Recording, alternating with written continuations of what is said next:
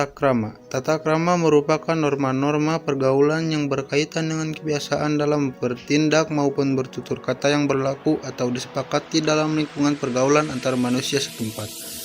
Norma-norma dalam pergaulan ini menjadi penting untuk dipahami agar terjalin hubungan yang baik dan harmonis di dalam lingkungan pergaulan.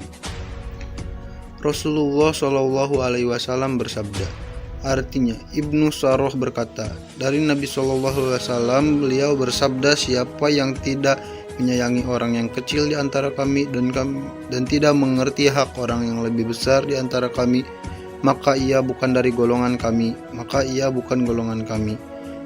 Hadis riwayat Abu Dawud. Tata krama dalam berkomunikasi lisan. Tata krama dalam berkomunikasi lisan sangat penting untuk diterapkan dalam kehidupan sehari-hari karena dalam berhubungan dengan orang lain pasti melibatkan komunikasi lisan.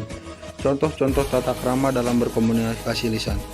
1. Berbahasa yang baik dan sopan ketika sedang berbicara dengan siapapun. 2. Menjaga pandangan mata, menundukkan sedikit kepala di saat berbicara dengan yang lebih tua.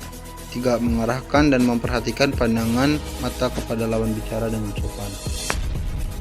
Beberapa contoh tata krama dalam kehidupan sehari-hari. Tata krama berkomunikasi di media sosial.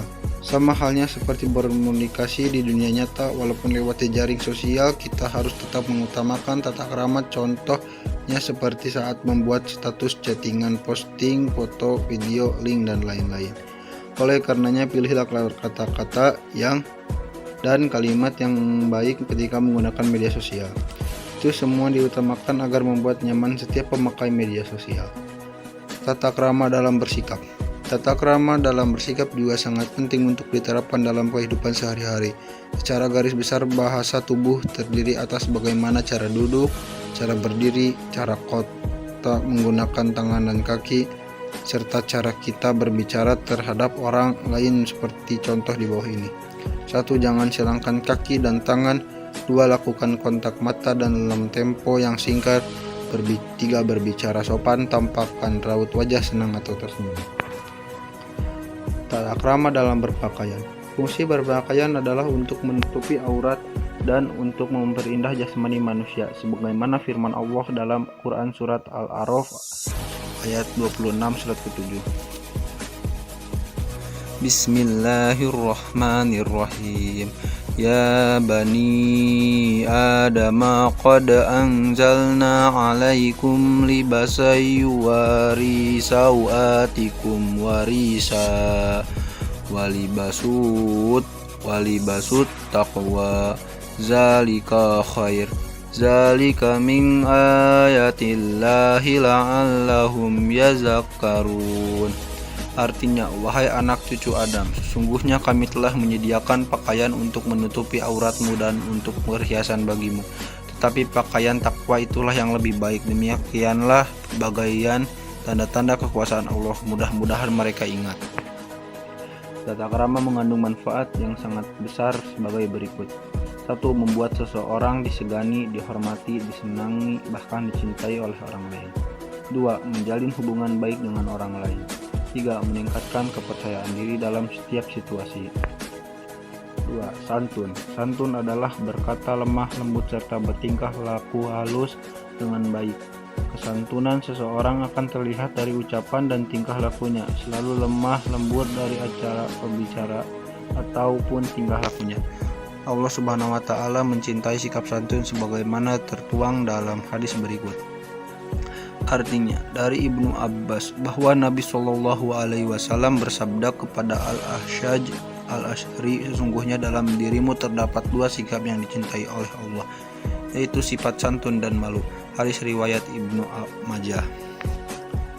Santun. Sikap santun sangat penting untuk kehidupan sehari-hari. Kita akan dihargai dan dihormati orang lain jika kita menunjukkan sikap sopan santun terhadap orang lain.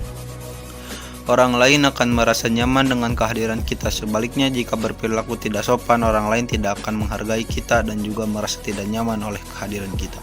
Orang yang memiliki sopan santun berarti dia mampu menempatkan dirinya dengan tepat dalam berbagai keadaan, karena sopan santun merupakan perwujudan cara kita dalam bersikap yang terbaik. Banyak manfaat yang bisa diperoleh dari sikap santun, diantaranya sebagai berikut. A. Mudah diterima oleh orang lain sikap santun dan menjadikan seseorang disenangi orang lain sehingga mudah diterima oleh orang lain. B. Menunjang kesuksesan banyak pengusaha sukses ditunjang oleh sikap santun yang ditunjukkan pembeli, pelanggan, karyawan, dan rekan sejawat akan senang bergaul dengannya. Relasinya bertambah banyak sehingga akan menambah kesuksesannya. C. Dicintai oleh Allah Subhanahu wa Ta'ala dan Rasulnya Allah Subhanahu wa Ta'ala. Mencintai hambanya yang memiliki sikap santun. Rasulullah Shallallahu Alaihi Wasallam juga demikian, bahkan beliau juga memiliki sikap lemah lembut dan santun yang luar biasa. 3. Malu. Malu adalah menahan diri dari perbuatan jelek, kotor, tercela, dan hina. Sifat malu itu terkadang merupakan sifat bawaan dan juga bisa merupakan hasil latihan. Namun demikian, untuk menumbuhkan rasa malu perlu usaha, niat, ilmu, serta pembiasaan. Rasa malu merupakan bagian dari iman karena dapat mendorong seseorang untuk melakukan kebaikan dan mencegahnya dari kemaksiatan. Mari kita perhatikan hadis berikut ini. Dari Abu Hurairah dari Nabi Shallallahu Alaihi Wasallam, beliau bersabda, iman adalah pokoknya, cabangnya ada 70 lebih dan malu termasuk cabangnya iman. Hadis riwayat Muslim. Hadis tersebut menegaskan bahwa malu merupakan salah satu cabang iman. Seseorang malu untuk mencuri jika ia beriman, malu berdusta jika ia beriman. Allah Subhanahu wa Ta'ala memerintahkan agar bertutur kata yang baik kepada sesama manusia, sebagaimana firman Allah Subhanahu wa Ta'ala Quran surat Al-Baqarah ayat 83 surat kedua. Bismillahirrahmanirrahim. Wa iz akhadna mitsaqa bani Israila la ta'buduna illallah wa bil walidaini ihsana wa zil qurbani wal yatama wal masakini wa qulu linnasi husna wa aqimus sholata wa atuz zakah summa tawallaitum illa qalilam minkum wa antum mu'ridun. Dan ingatlah ketika kami mengambil janji dari Bani Israel, janganlah kamu menyembah selain Allah dan berbuat baiklah kepada kedua orang tua, kerabat, anak yatim, dan orang-orang miskin, dan bertutur katalah yang baik kepada manusia, laksanakanlah sholat dan tunaikanlah zakat, tetapi kemudian kamu berpaling mengingkari kecuali sebagian kecil dari kamu dan kamu masih menjadi pembangkang. Quran surat Al-Baqarah surat kedua ayat 83. Selama rasa malu masih terpelihara dengan baik, seseorang akan hidup dalam kebaikan. Ia akan memiliki kekuatan dalam hal kebaikan dan menolak kemaksiatan. Sebaliknya, apabila seseorang tidak lagi memiliki rasa malu, ia akan hidup dalam keburukan. Begitu hilang rasa malunya, hilang pula kepribadiannya. Sebagai orang muslim, ia akan terbiasa berbuat dosa, baik sembunyi-sembunyi maupun terang-terangan. Ada beberapa manfaat dari sifat malu, diantaranya sebagai berikut. A. Mencegah dari perbuatan tercela. Seseorang yang memiliki sifat malu akan berusaha sekuat tenaga menghindari perbuatan tercela, sebab ia takut kepada Allah Subhanahu wa Ta'ala. B. Mendorong berbuat kebaikan. Rasa malu kepada Allah Subhanahu wa Ta'ala akan mendorong seseorang berbuat kebaikan, sebab ia tahu bahwa setiap perbuatan manusia akan dibalas oleh Allah Subhanahu wa Ta'ala di akhirat kelak. C. Mengantarkan seseorang menuju jalan yang diridhoi Allah Subhanahu wa Ta'ala. Orang-orang yang memiliki rasa malu akan senantiasa melaksanakan perintah Allah Subhanahu wa Ta'ala dan menjauhi larangan. Mari kita lihat yang pertama, yaitu ketentuan penyembelihan. Dalam ketentuan penyembelihan ada 4 hal yang perlu Ananda pahami. Yang pertama, orang yang menyembelih. Yang kedua, hewan yang akan disembelih. Yang ketiga, alat penyembelih. Dan yang keempat, ketentuan menyembelih. Tahukah kamu mengapa hewan yang akan kita konsumsi harus disembelih terlebih dahulu? Islam mengajarkan setiap hewan yang akan dikonsumsi harus disembelih sesuai ketentuan syariat. Daging hewan yang sudah disembelih akan menjadi sehat dan untuk dikonsumsi. Namun, perlu diketahui ada 2 jenis hewan yang halal dikonsumsi tanpa disembelih terlebih dahulu, yaitu ikan dan belalang.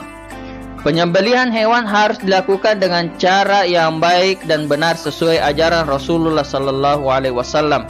Penyembelihan hewan tidak sama dengan mematikan. Mematikan hewan bisa dilakukan dengan berbagai macam cara, misalnya ditusuk, dicekik, diracun, atau dipukul. Penyembelihan hewan dilakukan dengan cara ketentuan sesuai syariat. Hewan yang sudah disembelih akan menjadi baik dan suci serta halal untuk dimakan. Sebagaimana orang beriman, kita harus menyembelih hewan dengan baik dan benar, sebab penyembelihan yang tidak baik dan benar akan mengakibatkan hewan tersebut tidak halal untuk dikonsumsi. Nah, penyembelihan yang disyariatkan dalam ajaran Islam adalah penyembelihan yang memenuhi ketentuan-ketentuan. Ketentuannya ini 4 hal. Mari kita lihat yang pertama, yaitu ketentuan orang yang menyembelih. Siapakah orang yang berhak untuk menyembelih? Yang pertama adalah penyembelih beragama Islam. Penyembelihan dilakukan oleh orang kafir atau ingkar kepada Allah Subhanahu wa taala, orang yang musyrik atau menyekutukan Allah Subhanahu wa taala, maupun orang yang murtad atau keluar dari agama Islam, hukumnya tidak sah. Yang kedua, menyembelih dengan sengaja. Ya, seorang penyembelih harus dalam keadaan sadar dan sengaja menyembelih. Yang ketiga adalah penyembelih berakal dan balik. Ya, tidak sah menyembelih orang yang belum balik. Artinya anak-anak tidak sah untuk menyembelih, dan orang yang akalnya tidak waras, misalnya gila. Ya, kemudian yang keempat adalah penyembelihan membaca bismillah. Selain membaca bismillah, penyembelih juga disunnahkan membaca salawat dan takbir 3 kali. Perhatikan sabda Rasulullah sallallahu alaihi wasallam yang artinya diriwayatkan dari Anas radhiyallahu anhu, katanya Nabi sallallahu alaihi wasallam telah mengorbankan 2 ekor kibas berwarna putih agak kehitam-hitaman dan bertanduk. Baginda menyembelih keduanya dengan tangan baginda sendiri sambil menyebut nama Allah, bertakbir dan meletakkan kaki baginda di atas belikat keduanya. Ini hadis yang diriwayatkan oleh Bukhari dan Muslim. Kemudian ketentuan yang kedua adalah ketentuan hewan yang akan disembelih. Hewan yang akan disembelih dalam keadaan masih hidup. Tidak sah hukumnya menyembelih hewan yang sudah mati. Adapun hewan yang sakit, tercekik, terpukul, terjatuh, ditanduk oleh binatang lain atau yang diserang binatang buas, apabila kita mendapatkannya hampir mati atau masih hidup lalu kita sempat menyembelihnya sebelum mati, maka hewan itu boleh dimakan. Allah Subhanahu wa taala berfirman di dalam Al-Qur'an surah Al-Maidah surah ke-5 ayat ke-3. A'udzubillahi minasyaitonirrajim.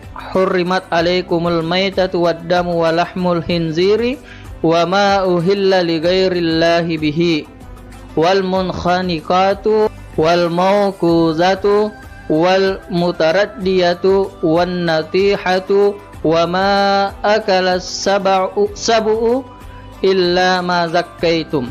Diharamkan bagimu memakan bangkai, darah, daging babi, daging hewan yang disembelih atas nama selain Allah, yang tercekik, yang terpukul, yang jatuh, yang ditanduk dan diterkam binatang buas, kecuali yang sempat kamu menyembelihnya. Jadi ini sangat jelas dalil terkait dengan penyembelihan. Kemudian selanjutnya ketentuan penyembelihan hewan secara tradisional. Yang ketiga adalah alat penyembelih.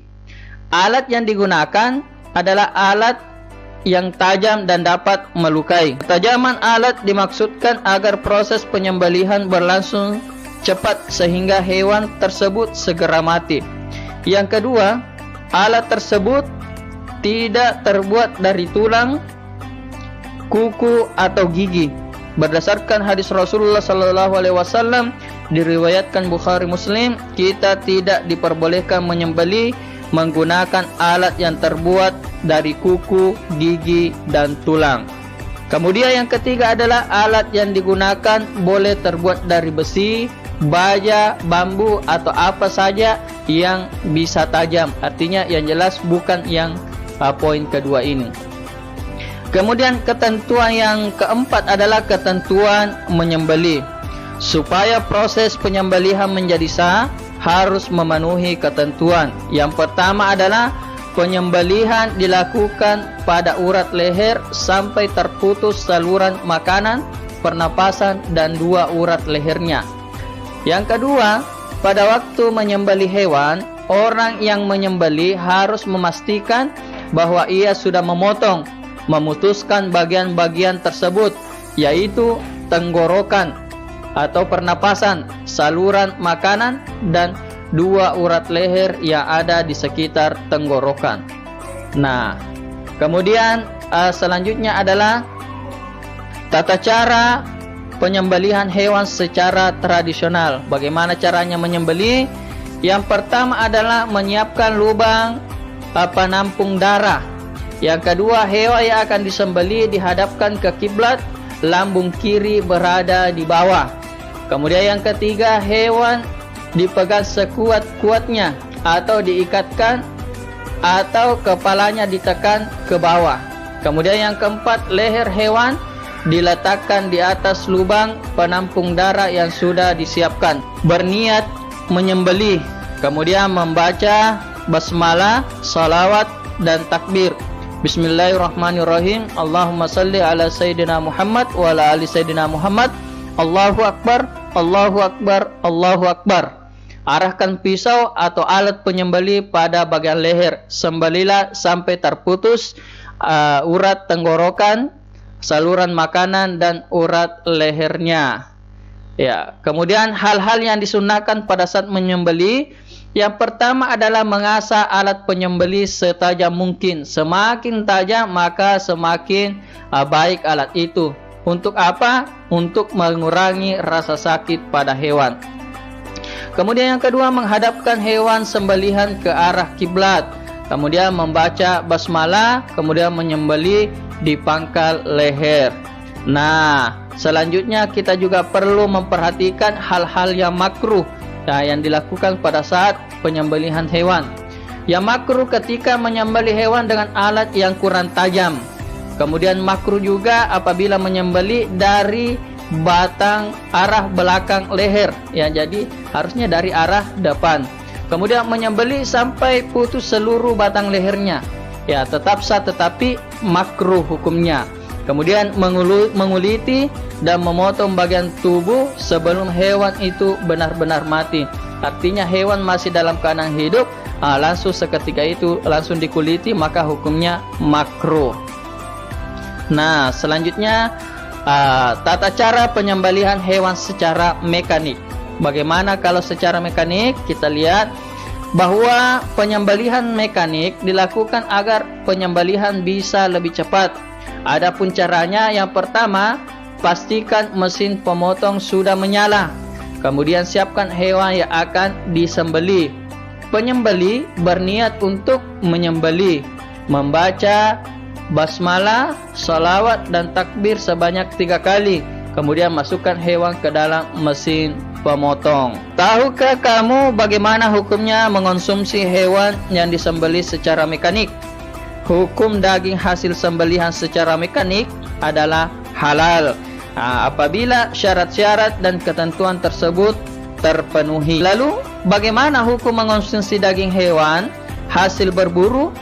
Hukumnya halal apabila ketika akan berburu membaca asma Allah atau bismillahirrahmanirrahim.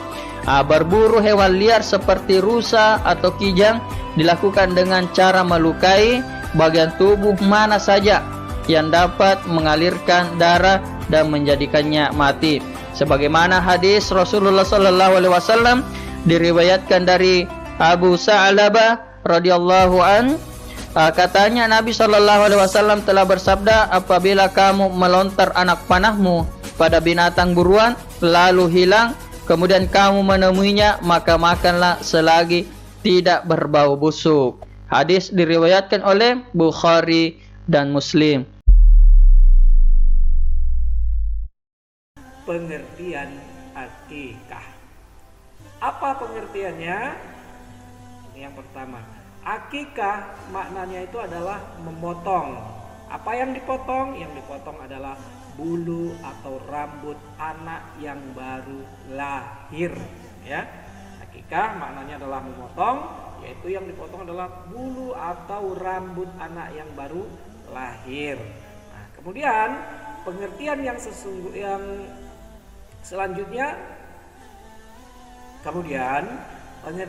selanjutnya itu adalah akikah adalah menyembelih hewan pada hari ke-7 dari kelahiran anak laki-laki atau perempuan. Untuk apa? Sebagai tanda syukur kepada Allah atas kelahiran anak laki-lakinya ataupun perempuannya. Jelas ya Nanda pengertian akikah.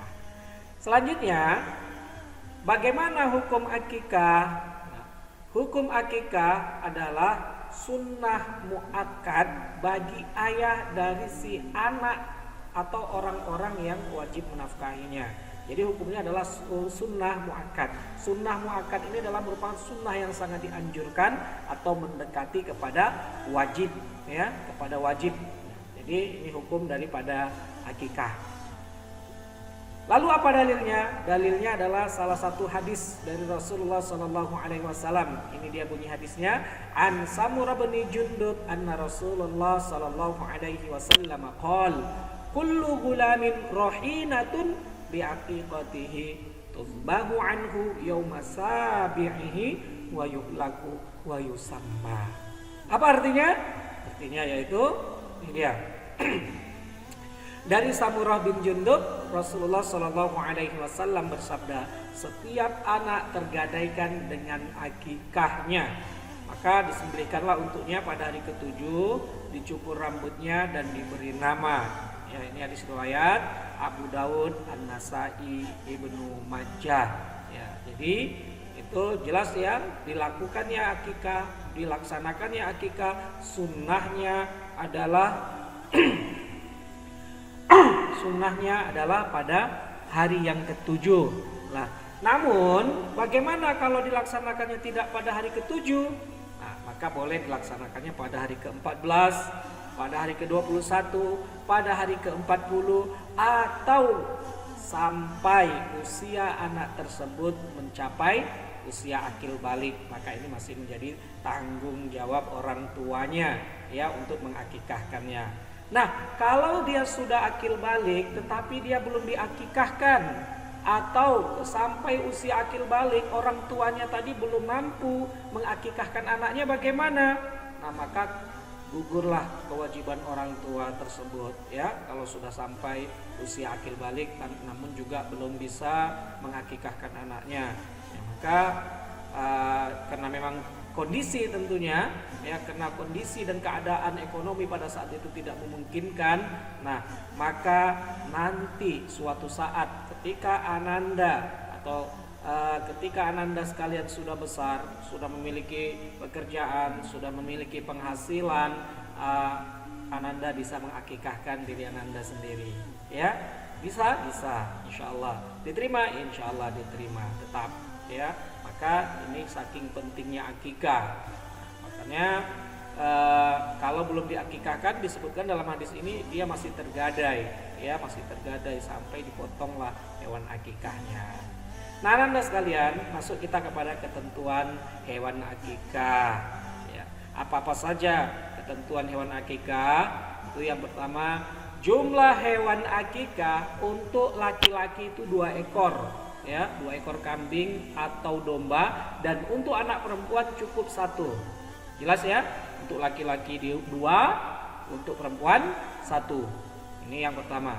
Kemudian ketentuannya lagi, keadaan kambing atau domba itu harus dalam keadaan sehat ya. Kalau sudah sehat, dalam keadaan sehat itu dia tidak kurus, kemudian tidak cacat, dan sebaiknya jantan.